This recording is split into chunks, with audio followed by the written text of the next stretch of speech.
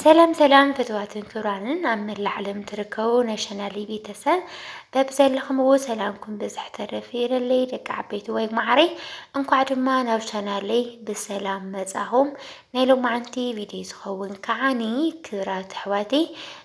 ትማሊ ማለት እዩ ብናይ ስምረት ቻናል ኣምር ኣቢለ በቃ ካልኣይ ስደት ክኸይድ ካልኣይ ስደት ክኾነን እኒሆ ገዛ ወዲኤ ለመፅየስ ከይወዳእኽዎ መፅኤና በቃ ካልኣይ ስደት ዝኸይድ ዘለኹ ኢላ ቪድዮ ሰሪሐልኩም ነይረ እና መብዛሕትኩም መፅናዕኒ ኢኹም ነይርኩም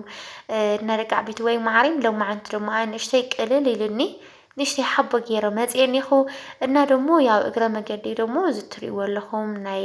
ሽንት ቤት መገጣጠሚ ረእይዎ በስመ አብ ኣነስ ኣነስ ንዓየስ እግዚአብሔር ብጣዕሚ ይስፈትየኒ በቲ ተወልኩ በቲ እግዚአብሔር ይመስገን ገዛ ከሰርሑ ካለኹም ከማየ ዘማረ ሰብ ደሎ ብጣዕሚ ኢኹም ትማረሩ እና ኣብዚ ክሽነ እኒዮ ረእይዎ ቀይሕ ሓመድ ወፂ እኒሆ ታሕቲ ተፋሒሩ እዩ ያው ትማለ ቪድዮ ሰሪሐልኩም ነይረ ብናይ ስምረት ቻናል ረእይዎ እምኒ ውፂና ኮንክሪት ውፂና ካብኡ እስካብ ሓመድ ነውፂና ኮይና ማለት እዩ እና ደቂ ዓበይቲ ወይ ማዕረይ ሓደ ናይ ተቑሕቱን ክነግረኩም እያ ካልኣይ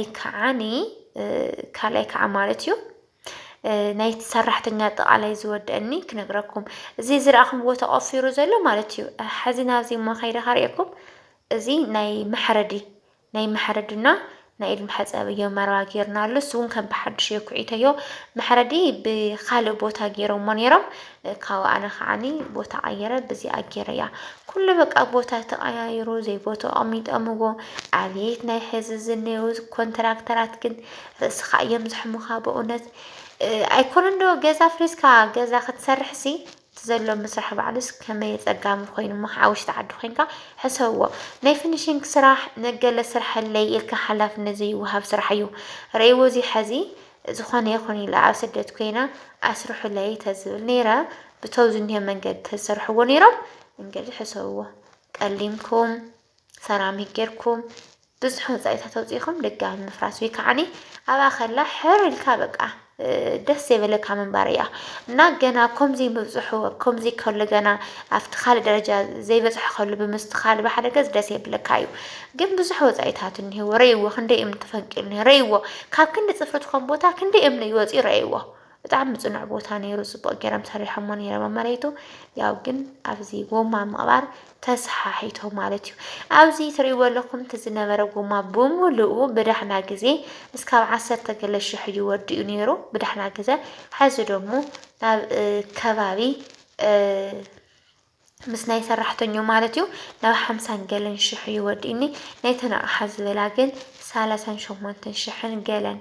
38,330 እዩ ወዲእኒ ለኩም እንታይ እንተልኩምኒ እዘን ትርእይዎን ዘለኹም ቆፀልቲ ናይ ፅሩይ ማይ ቱቦ መተሓላለፊ ናበይ ተልኩምኒ ናብ ክልቲኡ ሽንት ቤትና ሳልሳይ ደሞ ክሽነ እዛ ትርእይዎ ኣለኹም ሽንት ቤት እያ ስለዚ ኣብዚ ሽንት ቤት እዚ ናይ መደቀሲ ሽንት ቤት እዩ ኣብዚ እንታይ ኣሎ ተልኩምኒ ኢድ መሕፀቢ ኣሎ ሓደ ኢድ መሕፀቢ እንሂዎ ሓደ ካልኣይ ከዓኒ እቲ ሽንት ቤት ትጥቀሙሉ በዓሉ ወንበር ዝልዕልልካ ትጥቀሙ ንሱ እኒሄ ካልኣይ ሳልሳይ ከዓኒ ሻወር እኒሄ ማለት እዩ እዚአን ሰለስተን ዘጠቃለለት እያ እዚኣ ስለዚ እቲ ዝነበረ ጎማ ኣውፂና ከም ብሓዱሽ ሰሪሕናዮ ብርግፅ ኣብ ሽንት ቤት ናይ መደቀሲ ጭራሽ ቱቦ ኣይነበረን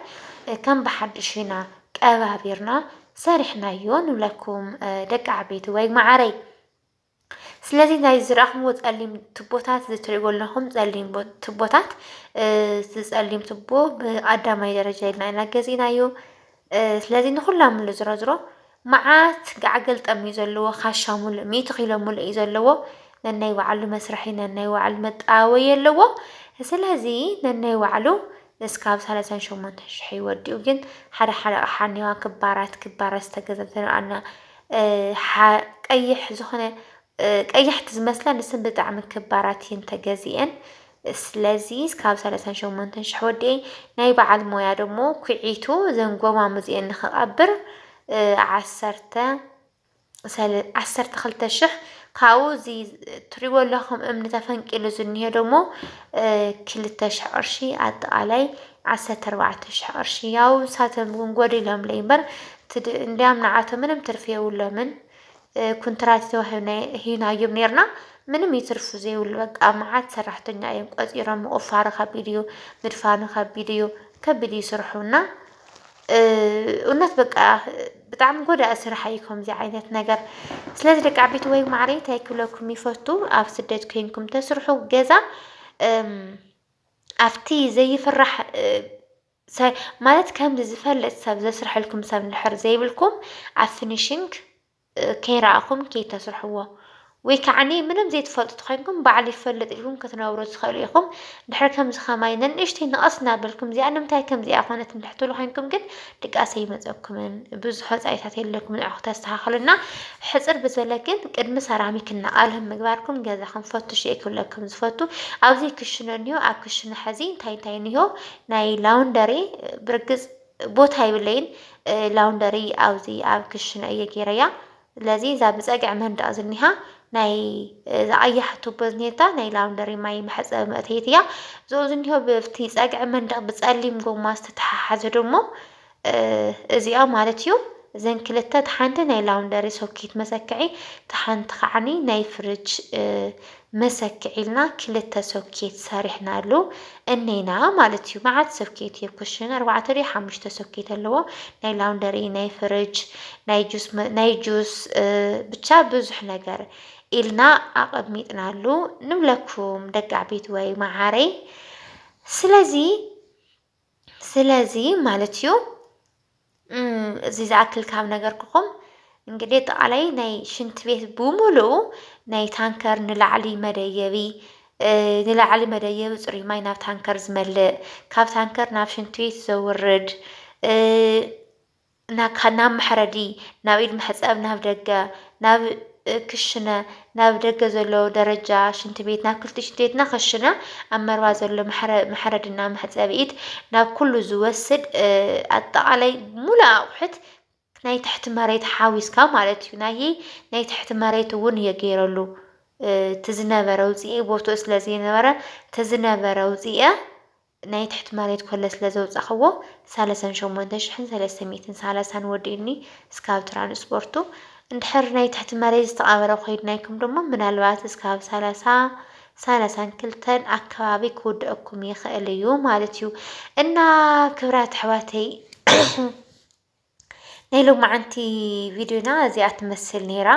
ሓሳብ ርእይታኹም ኣብ ኮሜንት ተጻሓፉለይ እና ሎማዓንቲ ቅልል ኢልኒ ዋላ እኳ እቲ ገንዘብ ተጠፍአ ዝሮ ያው ተኻላይ ኪሳራ ምዃኑ እምበር ናበይ ስኳ ኸይዱ ኣብ በዓል እዩ እኒሄው ኣብ ገዛ እዩ እኒሄው ግንስ ካልኣይ ኪሳራ ምዃኑ ብጣዕሚ እንትን ኢሎም ማለት እዩ ዝሮ ክብራት ኣሕዋተይ እንግዲህ ንኽትምሃሩ ኢለ እየ እዚ ቪድዮ ዝሰርሐ ኣለኹ ምክንያቱም በባየ የብቅዕ ካባይ ትምሃራ ብፍላይ ኣብ ስደት ዘለኽን እንታይ ድዩ እዚ ቀንዲ ሰሪሕኽን ናይ ውሽጢ ፊኒሽንግ ኣብ ዝሓዚ ሰዓት ናይ ፊኒሽንግ ብጣዕሚ ኣሸጋሪት ብዙሕ ገንዘብ ዝውደእ ካብዚ እዩ ቀሊል ስራሕ ይመስል ህደምኮ ሰረትኩ ንብል እቲ ከቢድ ስራሕ ግን ኣብዚ እዩ ሕማም ርእሲ ዝኾነ ካርአይዎ ክንደይ ቋቑራታት እኒኦ ክንደይ ተኳዒቱ እኒኦ ክንደይ ሰብ ሞያ ተቆፂሮም እኒኦ እዚ ሓደ በያዲ ሓደ ማሽን ሓዛይ ሓደ ወቃራይ ሓደ መቐባላይ ክንደይ ሰራሕተኛ እዮም ዝቁፀሩ ብኮንትራት ይኩሞም ሓደ ሻዕንዲያም ይኸስሩ እዮም እዞም ኮንትራት ዝሕዝዎና ክብራት ኣሕዋተይ ብጣዕሚ ይኸቢድ እና ደቂ ዓበይቲ ወይ ማዕረይ ዝሮ ተምሃሩሉ ታይና ክንምሃር ተልኩምኒ ገዛኹም ዘስርሐልኩም ሰብ ፈላጥ ክኸውን ኣለዎ ንበዓል ሞያ ክትህዎ ከለኹም ውዕልና በቃ ተዋዓሉ ተፈራረሙ ንእሽተይ ስሕተት ተልይዎ ብናይ ባዕሉ ወፃኢ ከም ዘዕርያ ትገብርዎሙ እሱ ከዓኒ ድጋሚ ብናይ ባዕሉ ገንዘብ ንኸይኸስር ተጠንቂቑ ክሰርሕ ይኽእል እዩ እና ኣብዚ ማይ ምስታይ ኢደይ ክቁረፅ ኢለ እውነት ገዛ ምስራሕ ብጣዕሚ ከቢድ ገዛኹም ዘስርሐልኩም ሰባት ትሪት ግበርዎም ተንከባኸብዎም ዝብለኩም ነዚ እዩ ኣነ ኢደይ ክቁረፅ ኢለ ክሞት ኢለ ይብለኩም ክብራት ኣሕዋተይ ንላዕሊ ከስቲ ንጎኒ ከስቲ ዋይ እንፀልፂረ ክመውት ብሂወተይ ከምዚ ስራሕ እዚ ዘንፀልፅረኒ የለይ ናይ ዓዲ ዓረብ ስራሕ ኣስታዊሰ ዋይ ዓዲ ዓረብ ሰሪሐ ድየ ክብል እውነት ብጣዕሚ ከቢድ ደቂ ኣብዚ ዓዲ እዚ እናስኪ ተቐባቢሩ ኩሉ ተወዳሪኡ ደሞ ንምርኣይ የብቅዕና እስካብ ሽዕ ብሰላም የጽሕና ክብራት ኣሕዋተይ ላይክ ሸር ሰብስክራይብ ምግባር ደሞ ኣይትረስዑ። ደቂ ዓበይቲ ወይ ዋጋ ሕፃ ክነግረኩም ከለኹ ካብ 49 እስካብ 51 ፀፀር እስካብ 54 እዩ ዘሎ። ቀጻላይ ከዓ ናይ ዝተረፈ ናይ ገዛ መስርሒ ናውቲ ሒዘልኩም ክመጽእ እስካብ ሽዑ ሰሰናዩ ባይ ባይ።